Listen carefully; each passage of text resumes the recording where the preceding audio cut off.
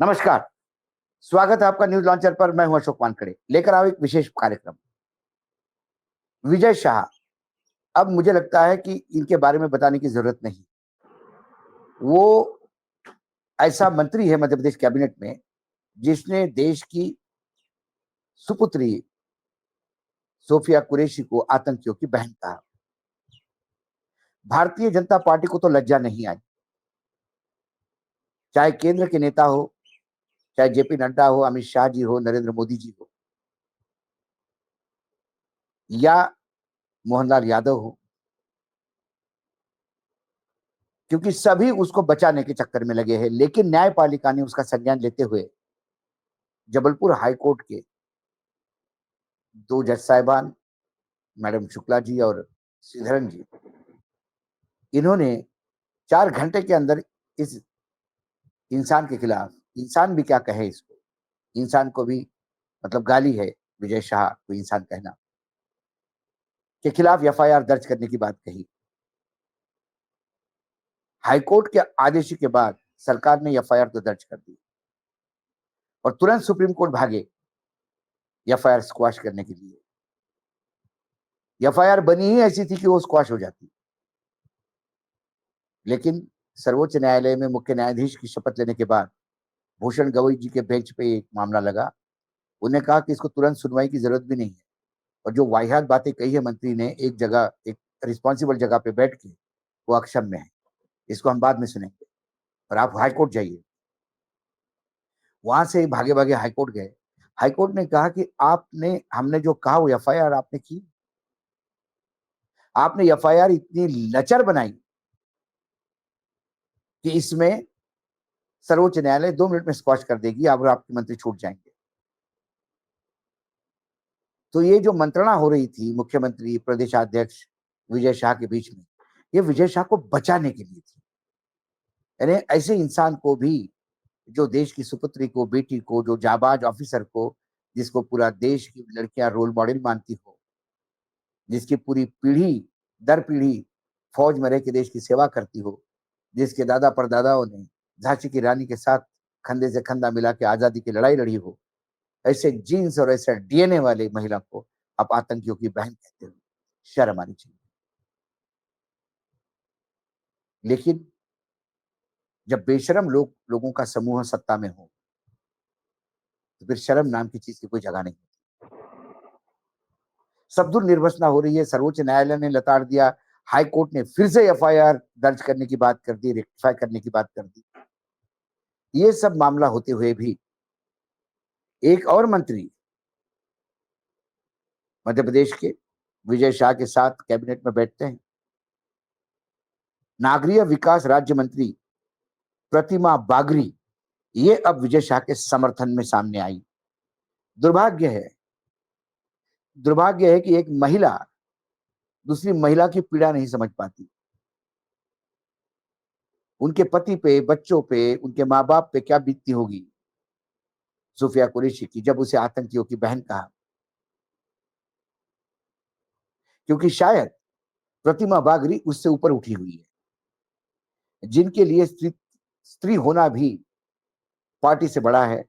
स्त्री होना भी वाचाड़ नेताओं को बचाने के लिए अपना स्त्रीत्व साइड को रखती है।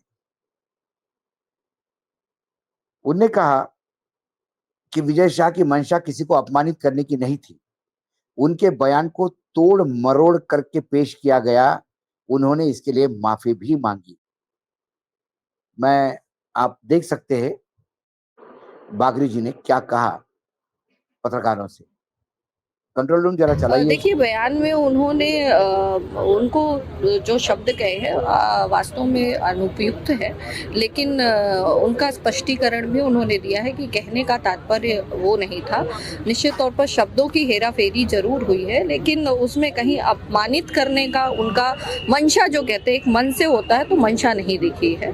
तो निश्चित तौर पर उसके लिए उन्होंने माफ़ी भी मांगी है और उन्होंने कहा बारंबार कि अगर जहाँ जिस स्थिति में उनको माफ़ी मांगनी पड़े, वो माफ़ी मांगने के लिए भी तैयार है। तो कहीं ना कहीं यह भी दर्शाता है कि उनका कहने का उद्देश्य नहीं था, उसको प्रेजेंट गलत किया गया है, गलत वे पे दिखाया गया है, और जिसके लिए वो माफ़ी भी मांग रहे हैं। ये है मैडम का बयान। विजय शाह ने क्या कहा ये तो आपने कई बार सुना होगा, लेकिन मैडम के इस बयान के परिप्रेक्ष्य में जो वो कहती है इसको तोड़ मरोड़ करके बोला गया, इसको गलत तरीके से पेश किया गया, तो एक बार विजय शाह को भी सुन लीजिए कि विजय शाह ने उस दिन क्या कहा था। क्या जो हाई कोर्ट समझ गया, क्या जो सुप्रीम कोर्ट समझ रहा है, क्या जो देश का मीडिया, देश के पुराने जो रिटायर्ड सैनिक है वो, उमा भारती, बीजेपी के बाकी नेता, ये इस बात को, इस वीडियो को समझ नहीं पाए। क्या ये वीडियो एआई से जनरेटेड था?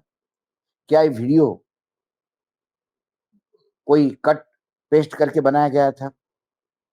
क्योंकि ये पहले वीडियो देख लीजिए आप, ताकि आपको तसल्ली हो जाए मैडम ने क्या कहा और वीडियो में विजय शाह ने क्या कहा। ये देखिए वीडियो। जिन्होंने हमारी बेटियों के सिंदूर उजाड़े थे, वही कटे पिटे लोगों को हमने उन्हीं की बहन भेज करके उनकी ऐसी की तेजी करवाई। एक बार मोदी जी के लिए जोरदार ताली बजाएं।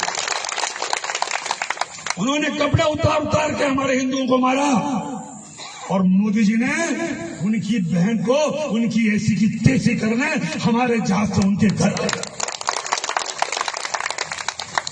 अब मोदी जी कपड़े तो उतार नहीं सकते थे, इसलिए उनके समाज की बहन को भेजा कि तुमने हमारी बहनों को अगर विधवा किया है तो तुम्हारे समाज की बहन आके तुम्हें नंगा करके छोड़ेगी।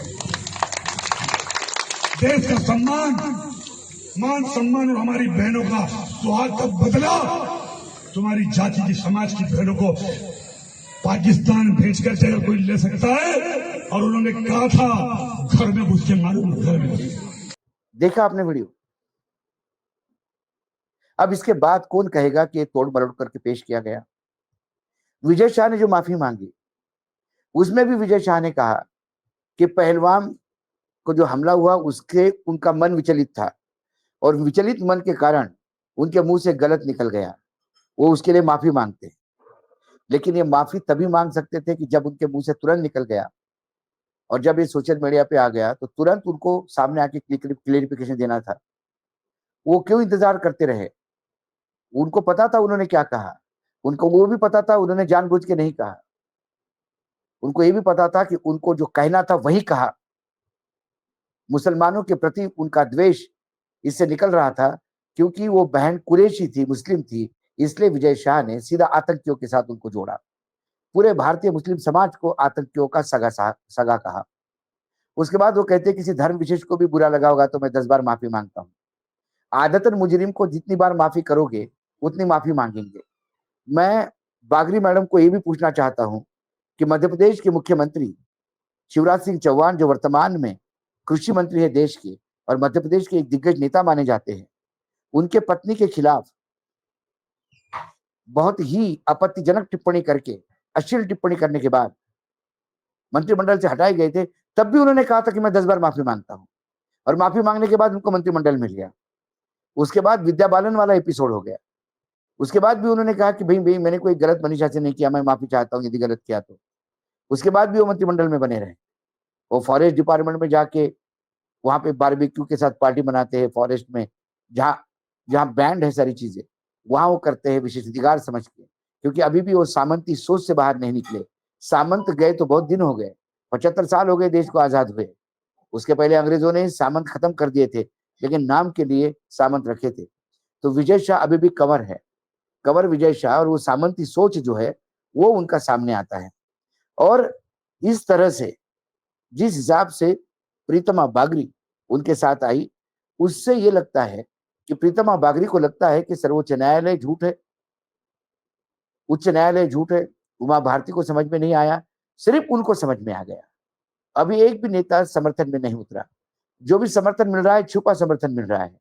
उन पे एक्शन न करना यही समर्थन है।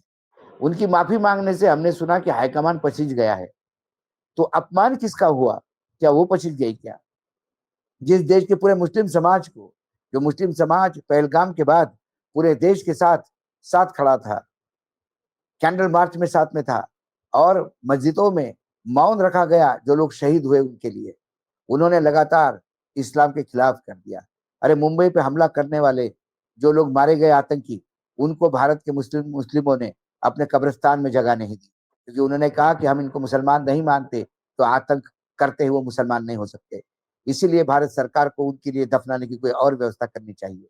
इस देश का मुसलमान कितनी बार अग्नि परीक्षा देगा और कितनी बार प्रीतम बागड़ी जैसे लोग और विजय शाह जैसे लोग कब तक उसको कटघरे में खड़े करते रहेंगे। मैं बागड़ी जी का नाम इसलिए ले रहा हूँ, प्रीतम बहन का, क्योंकि उन्होंने उसका समर्थन किया और कहा तोड़ मरोड़ करके पेश किया। क्या तोड़ मरोड़ करके पेश किया? यदि आपको इतनी भी समझ नहीं है तो ये मध्य प्रदेश का अपमान क्यों करते हैं आप उस मंत्रिमंडल में रह के? क्योंकि मध्य प्रदेश की आबादी आपकी तरफ देखती है, आप उनके अभिभावक है, पूरा मंत्रिमंडल अभिभावक होता है। यदि आपके ये विचार होंगे तो ऐसे कुविचार और कुत्सित विचार वाले लोग मंत्रिमंडल में क्या करते हैं, ये सवाल उठता है। पहली बार किसी ने खुल के समर्थन किया। बीजेपी के कई बड़े नेताओं को मैं जानता हूँ, सबने जब भी किसी को बोला, बोला गलत बोला है, बोलना नहीं चाहिए, क्या करे ये आदमी को आदत है, ये बाज ही नहीं आता। ये हर हर आदमी ने कहा, लेकिन वो एक्शन लेने की स्थिति में नहीं है। एक्शन तो जब तक नरेंद्र मोदी जी और अमित शाह नहीं कहेंगे, तब तक एक्शन क्या होगी? और ये क्यों नहीं कह रहे? क्योंकि विपक्ष इस्तीफा मांग रहा है। ये जिद्दी है, विपक्ष इस्तीफा मांगेगा तो व्यभिचारी, भ्रष्टाचारी, वैचारिक व्यभिचारी सब हमको चल जाएंगे, क्योंकि विपक्ष उन पे आरोप लगा रहा है। ऐसे राजनीति नहीं होती, ऐसे लोकतंत्र नहीं चलता। लोकतंत्र में यदि भ्रष्टाचार, व्यभिचार विपक्ष ने कहने की वजह से आप उसको व्यभिचारी और भ्रष्टाचारी नहीं मानते, तो फिर ये आपके कुत्सित सोच का एक उदाहरण दिखाते हैं।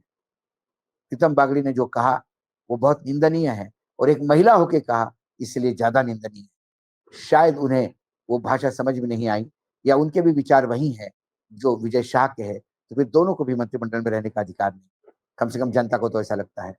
आज इतना ही, कल फिर आता हूँ किसी विषय के साथ। तब तक के लिए नमस्कार, देखते रहिएगा न्यूज लॉन्चर।